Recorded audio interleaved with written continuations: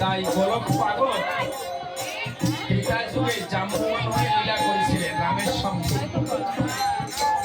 সেই গোলক পাগল শ্রীহরির লীলায় এসে জন্ম নিয়েছে নারকেল বাড়িতে। তাই নারকেল বাড়ি জন্ম নিয়ে কৃষি কর্ম করে, অর্থাৎ ধান চাষ পাট। তিন ভাই তারা, এই রাখালরা যেমন এখানে তিন ভাই আছে, তারাও তিন ভাই। এই গোলক হচ্ছে কনিষ্ঠ, কনিষ্ঠ মানে ছোট, তাই গলা ভুলে গেছিল। গলা ভুলে এত কষ্ট হয়েছিল, অমা ব্যাধিগ্রস্ত ছাড়া এই ব্যথা কেউ বোঝে না। তাই কিছু যদি খেতে না পারে, দুজনেই গোলক পাগল মৃত্যু সজ্জায় লড়াই করতেছে। আর গোলক পাগলের বড় ভ্রাতা রামদাস, ওই রামদাস ভাইয়ের ব্যথায় সহ্য করতে না পেরে দাঁড়ে দাঁড়ে জড়িবুটি আরোগ্য ডাক্তার কবিরাজের কাছ থেকে ঔষধ এনেও ওই গোলক পাগলকে সুস্থ করতে পারেনি। মা গোলক পাগল আর কথাও বলতে পারছে না, জল খেতে পারছে না। তাই শুনতে পেয়েছে মোল্লা কাঠি রামচাঁদ নামে একজন ভক্ত হয়েছে। সে বাবা ওড়াকান্দি দোহাই হরিচাঁদের নাম দিয়ে রোগী ভালো করে দেয়। সেখানে নিয়ে যাই, যদি আমারও ভাই ভালো হয়, কিন্তু নিয়ে যে যাবো তাকে তো তোলার মতন হাঁটার মতন ব্যবস্থা নাই। তাই দশরথকে বললো, দশরথ তুমি আমি সব চাই মোল্লা কাঠি, আমার ভাইয়ের যন্ত্রণা সহ্য করতে পারছি না। একটু ছোট ছোট, তাই গোলক পাগলের ব্যথা সহ্য করতে না পেরে মোল্লা কালী গিয়েছে বালাবাড়ি। বালাবাড়িতে বসে বালা মশাইরা বলছে আপনার এখানে বসে থাকুন, ওই রামচাঁদকে নিতে গিয়েছে আমাদের বাড়ি থেকে।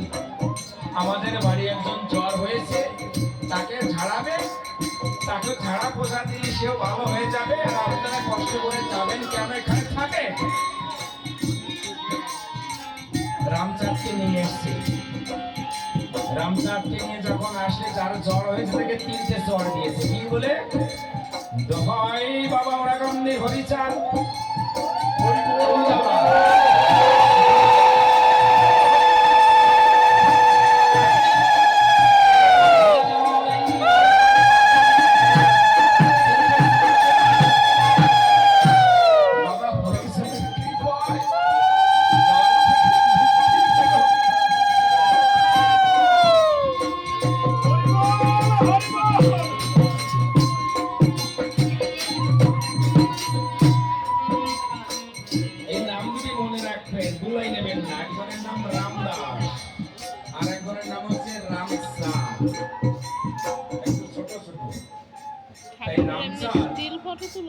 বলছে রামদাসকে তোমরা এসেছো, বলো কি হয়েছে?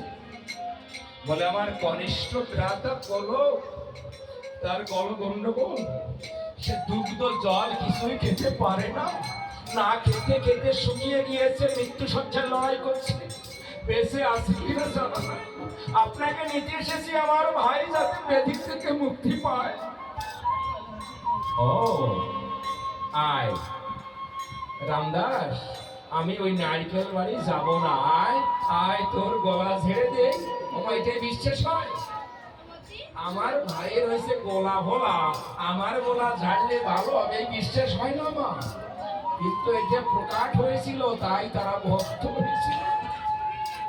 তাই রামদাস যখন আসলো আমার রামচাঁদ তখন গোলা ঝেড়ে দিল। গোলা ছেড়ে দেব না বাবা, দোহাই বাবা হরিষা।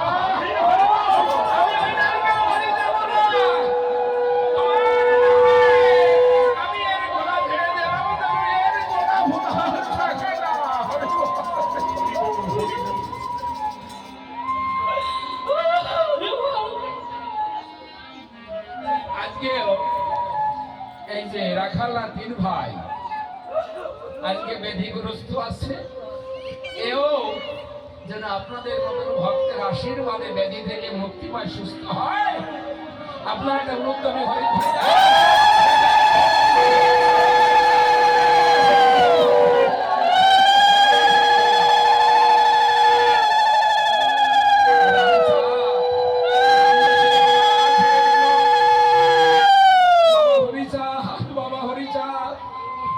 হরিচাঁদ হয়, হরিচাঁদ হয়, হরিচাঁদ বলে গোলা ছেড়ে দাও।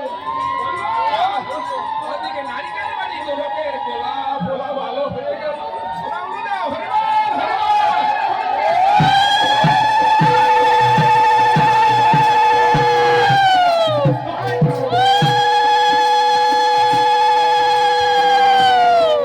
পাগল, এখন আমরা পাগল বলছি মা, যখন সুস্থ হয়ে গেল, সুস্থ শরীর পেয়ে বলছে দাদা আজ 2-3 মাস ধরে যে ব্যাধিগ্রস্ত হয়ে আমি মৃত্যু সঙ্গে লড়াই করেছি, এমনকি একটু জল দুধ খেতে পারিনি, তোমরা কারে কাছে গিয়েছিলে আর তার কি কৃপা হলো আমি সুস্থ হয়ে গেলাম।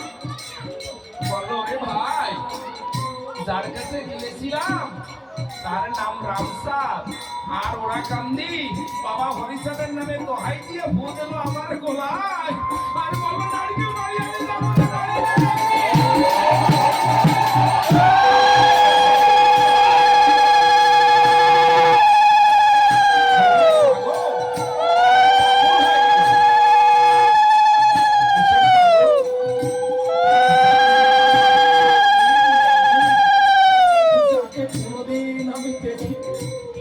তার কত করুণা, তার কত কৃপা, তার বাড়ি আমি যাবো, তার কাছে যাবো, আমি তার চরণে নফর হয়ে আমি আজ হরি নামে পাগল হয়ে যাবো।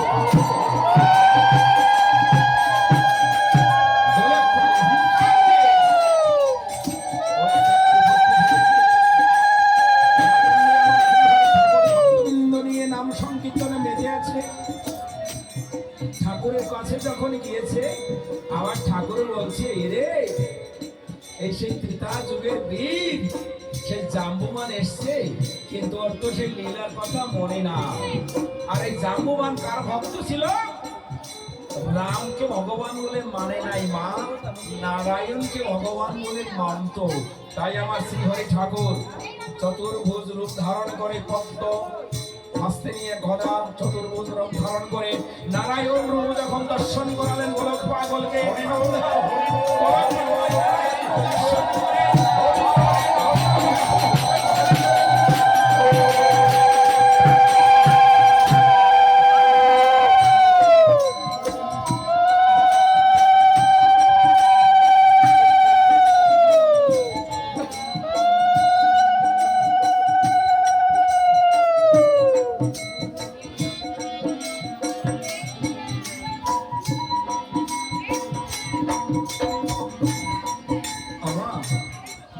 নারায়ণ প্রভু যখন দর্শন করল, গোলক পাগল বলল প্রভু আমি আর ওই সংসার ফিরে যাব না।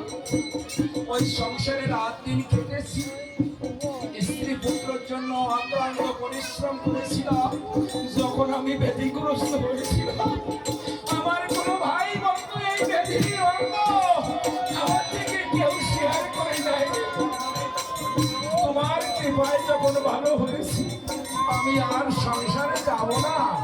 আমার ঠাকুরের বলেছিল প্রেমময়, ও বলো বাড়ি যাও বাবা, এবার কায়স্থ ধর্ম নিয়েছি। বাড়িতে গিয়ে মা বাবা স্ত্রী পুত্র ভাই বন্ধু সকালকে নিয়ে হরিনাম করবা সকাল সন্ধ্যায়, আর হাতে কাজ করবা, মুখে নাম করবা। গৃহেতে থাকিয়া যার হয় ভাবের উদয়, সেই সেই পরম সাধু জানিবে নিশ্চয়। আজকে রাখালরা কয় ভাই এরা আমার ঠাকুরের ভক্ত হয়েছে, কিছু উপার্জন করে বছরে সাধুদের সেবা করার জন্য পাড়া প্রতিবাসী সকলকে ডেকে নিয়ে আজকে এখানে